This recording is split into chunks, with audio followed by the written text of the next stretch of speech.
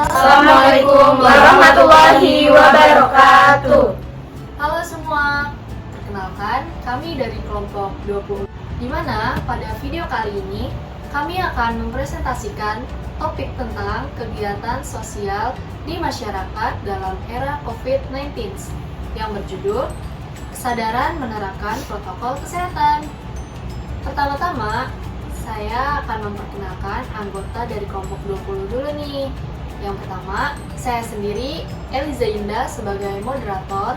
Saya Desi Fitria Putri. Saya Herlina Aulia Putri. Saya Intan Rosiana. Saya Ratnasari. Dan saya Arum Aulia Putri.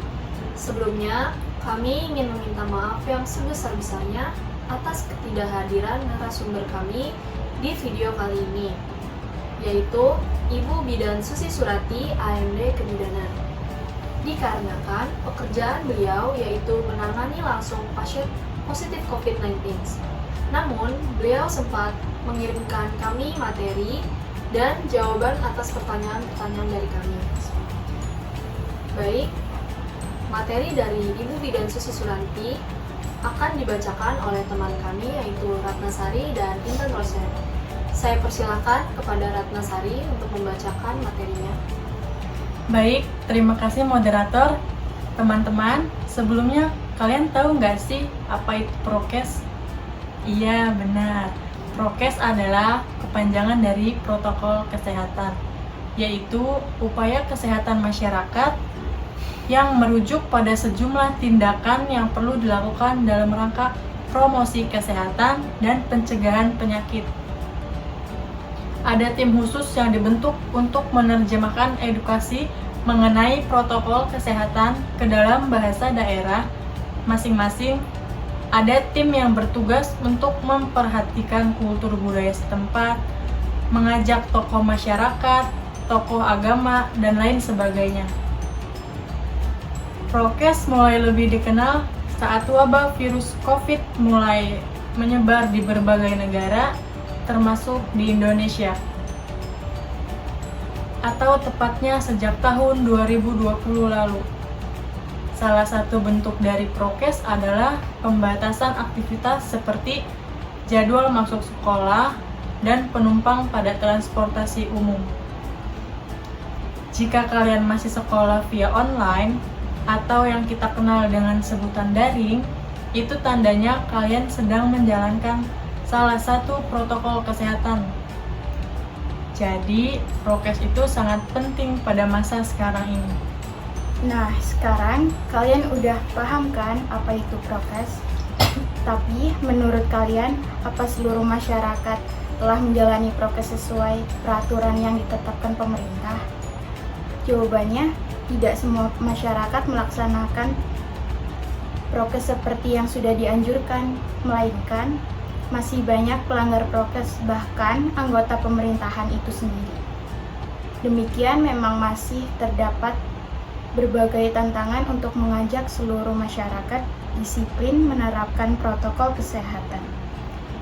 Karena itu, pada masa mendatang, sosialisasi dan edukasi harus tetap dan harus terus diberikan melalui berbagai platform agar sampai ke seluruh masyarakat. Yang juga tidak kalah penting adalah perlunya role model dari para pejabat, tokoh masyarakat, tokoh agama, public figure, agar dapat menjadi contoh dan teladan dalam disiplin menggunakan masker sesuai standar dan protokol kesehatan lainnya. Ayo, di antara kalian masih ada yang suka melanggar prokes nggak nih? Padahal, prokes bukan hanya untuk mencegah diri sendiri dari penyakit COVID loh, tapi seluruh keluarga di rumah dan orang terdekat pun merasakan dampak dari prokes yang kamu jalani. Kita ambil contohnya ya. Misalnya, kamu diajak ngumpul bareng teman-teman kamu, tentunya ada ribuan penyakit yang kamu bawa pulang, tapi kamu sendiri nggak tahu. Lantas, bagaimana dengan orang di rumah? Tentu presentasi terjadinya penularan akan sangat besar. Terlebih lagi bagi orang lanjut usia dan anak-anak. Wah, mengedukasi sekali ya teman-teman materi dari Ibu Bidan Susi Suranti. Nah, selanjutnya kami akan ada pertanyaan yang sudah kami buat dan dijawab oleh Bidan Susi Suranti. Kalau begitu, saya persilahkan kepada Desti, Arum, dan Lina untuk sesi tanya jawabnya. Baik, terima kasih moderator. Pertanyaan pertama yaitu apa saja yang dapat dilakukan demi memenuhi protokol kesehatan yang baik dan benar? Baik, saya di sini akan membacakan jawaban dari Ibu Bidan Susi Suranti mengenai pertanyaan pertama tadi. Jawabannya adalah karena 5M belum cukup, saatnya kita bisa lakukan 6M. 1. Menggunakan masker setiap saat meskipun sudah divaksin, tetap wajib pakai masker, apalagi yang belum. Yang kedua, menjaga jarak minimal 1 meter. Jaga jarak bukan berarti bermusuhan ya. Tetap kompak meski berjarak. Yang ketiga, mencuci tangan hingga bersih minimal 20 detik. Cuci tangan gak seberat cuci baju kok. Yang keempat, membatasi mobilitas, kurangi berpergian. Yang kelima, menjauhi kerumunan, hindari tempat dengan jumlah orang yang banyak, seperti pasar, hajatan, atau menonton orang kecelakaan. Tapi, ngapain juga nonton orang kecelakaan ya? Yang keenam, menghindari makan bersama. Hindari dulu aktivitas makan bersama, sabar dulu, biar bisa saling jaga, oke? Pertanyaan kedua yaitu, bagaimana sih caranya menumbuhkan sikap peduli di era COVID-19? Tapi bukan hanya peduli pada diri sendiri juga loh, melainkan kepada orang lain juga. Nah, jawabannya adalah yang pertama, memberikan bantuan makanan atau masker. Banyak orang yang menimbun berbagai macam makanan pokok hingga masker dan hand sanitizer karena panik akan virus corona. Jika Anda merupakan satu di antara orang itu, pertimbangkan dan lihatlah orang lain yang tidak mampu untuk membelinya. Nah, yang kedua, menjaga komunikasi dengan keluarga atau teman yang sedang dalam keadaan sulit. Meski secara keadaan fisik kita tidak dapat bertemu dengan keluarga atau teman terdekat saat ini, kita dapat saling memberi dukungan dengan menjaga komunikasi. Nah, yang ketiga, mendukung bisnis lokal. Banyak bisnis yang terdampak dari penyebaran virus corona ini. Hasilnya adalah banyak kedai, restoran, supermarket, dan pasar tutup sementara. Namun, ada beberapa warung makanan pinggir jalan dan toko sembako yang tetap buka karena tidak memiliki pilihan lain untuk mencari uang. Ini saat yang tepat untuk membeli makanan dan sembako dari mereka. Karena terus membeli barang atau makanan dari mereka, hal yang sangat membantu agar bisnis lokal terus bertahan. Sekian materi dari Bidan Susi Suranti. Pertanyaan ketiga, apa yang harus dilakukan ketika kita merasakan gejala virus COVID-19? Jawabannya adalah yang pertama, jangan panik dan tetap tenang. Pada umumnya, orang yang merasa dirinya terkena virus COVID-19 akan panik dan malah membuat kondisinya semakin buruk. Yang kedua, periksa ke puskesmas, klinik, atau rumah sakit terdekat. Setidaknya kamu akan mendapat kepastian jika memeriksanya langsung ke dokter. Yang ketiga, hindari dulu kontak dengan orang lain atau lakukan isolasi mandiri di rumah. Yang keempat, tetap makan makanan yang bergizi dan meminum vitamin secara rutin agar kondisi tubuh tidak memburuk. Yang kelima, lakukan olahraga mandiri. Pertanyaan keempat, apa yang harus dilakukan jika orang terdekat yang terkena virus COVID-19? Jawabannya adalah 1. Kita bisa membantu mereka dengan memberikan makanan, masker, dan obat-obatan. Yang kedua, memberikan semangat agar proses pemulihannya berjalan dengan cepat. Nah, yang ketiga, terakhir tetap menghindari kontak fisik dengan mereka ya. Jadi bisa disimpulkan bahwa prokes yang sering disepelekan oleh kebanyakan orang itu ternyata sangat penting dan bermanfaat loh. Nah, iya, apalagi kita sebagai golongan muda seharusnya ikut andil dalam program pemerintah yang satu ini. Jika mengingat materi dari Ibu Bidan Susi Suranti tadi, sebenarnya agak sulit kok buat dijalanin. Semua tergantung pada diri kita sendiri. Karena di mana ada kemauan, di situ ada jalan. Nah, jangan sampai yang kebaikan yang mudah dilakukan jadi dipersulit. Dan ingat ya, ini bukan hanya tentang diri kamu, tapi orang sekitar kamu pun ikut merasakannya. Nah, dari pertanyaan tadi, sekarang saya mau tanya ke teman-teman sekalian, apakah ada dari kalian yang punya pengalaman tentang pelanggar protokol kesehatan? Ya. Saya sendiri pelanggar protokol kesehatan. Waktu itu saya berangkat ke kampus menggunakan transportasi umum pemerintah, yaitu kereta atau biasa disebut KRL. Sebelum saya masuk stasiun, di situ banyak satpam, terus saya lupa nggak pakai masker, padahal lagi marak-maraknya COVID-19 saat itu. Terus saya kena sanksi.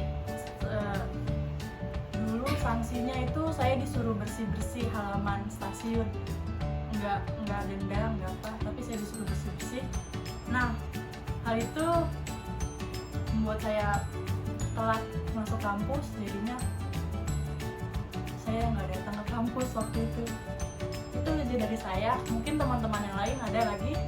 Kalau saya sendiri, saya melihat tetangga saya membuat hajatan yang besar, padahal di situ kita masih ada COVID-19, sedang marak-maraknya ya.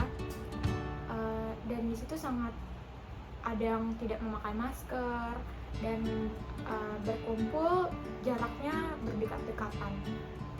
Tetangga, kalau kamu diundang nggak? Saya diundang, tetapi yang datang orang tua saya, mama saya, karena orang tua saya agak batu. Susah ya diomongnya, padahal namanya juga orang tua. Berarti ya orang tua kamu pelanggar protokol kesehatan. Ya, saya tidak. Yang lain? Saya juga pernah melanggar prokes pada saat saya berpergian. Di situ saya tidak memakai masker dan saya diberhentikan oleh Satpol PP. Saya disuruh menyapu jalan dan akhirnya saya menyapu jalan selama 5 menit, dan habis itu saya diberi masker oleh Satpol PP, selalu saya boleh jalan lagi. Itu pengalaman saya waktu melanggar prokes. Kalau saya belum pernah sih, tapi saya pernah melihat di berita di salah satu stasiun televisi, orang-orang demo itu banyak sekali yang tidak mematuhi protokol kesehatan.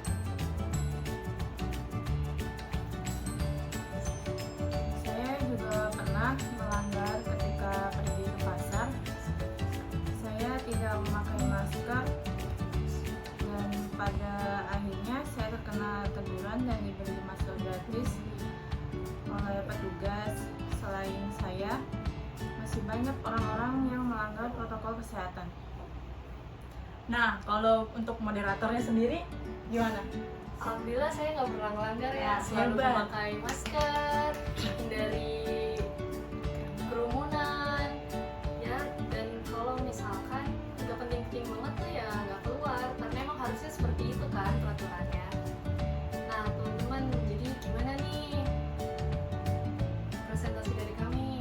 Cukup mengedukasi kan? Kalau begitu mungkin cukup ya semuanya presentasi dari kami. Nah, kita kan udah bagi pengalaman masing-masing nih.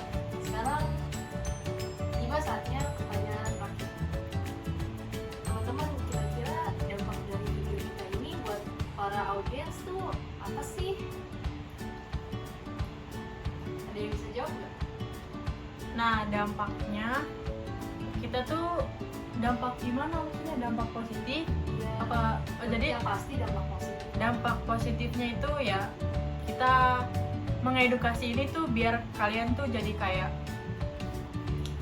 nggak ngelanggar peraturan pemerintah, nggak ngelanggar protokol kesehatan gitu, lebih diketatin lagi protokol Pokoknya kesehatannya. patuhi prokes yang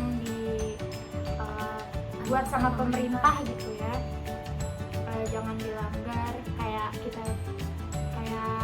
pengalaman kita tadi barusan kayak gitu deh pokoknya.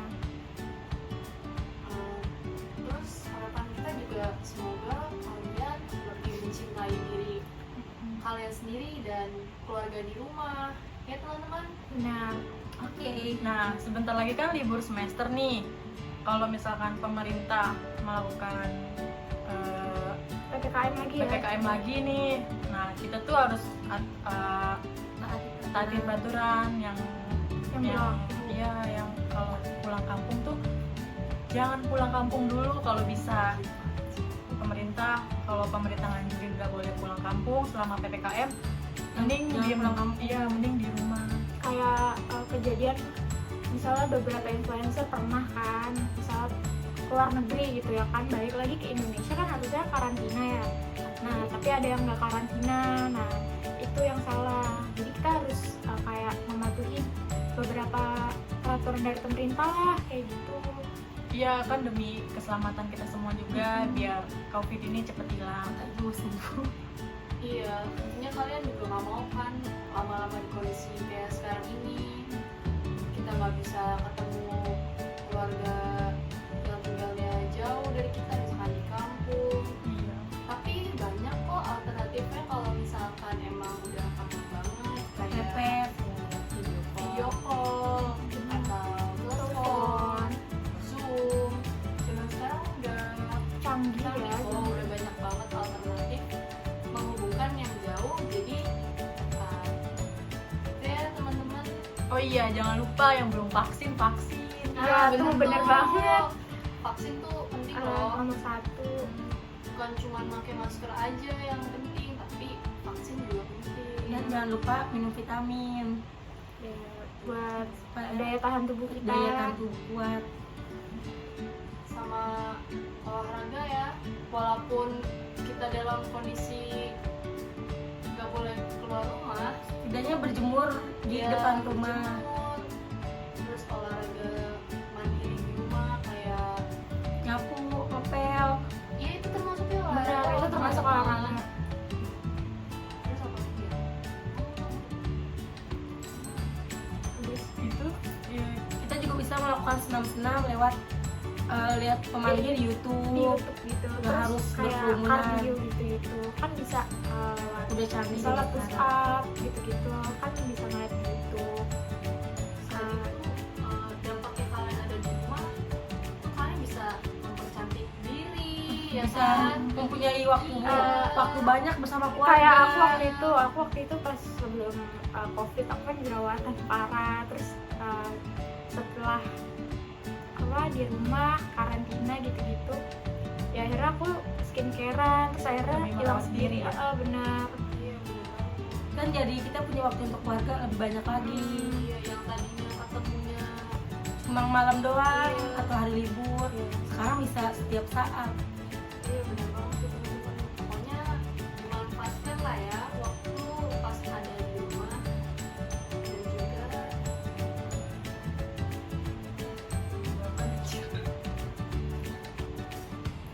udah sih kayaknya itu aja. Kayaknya udah simpel aja.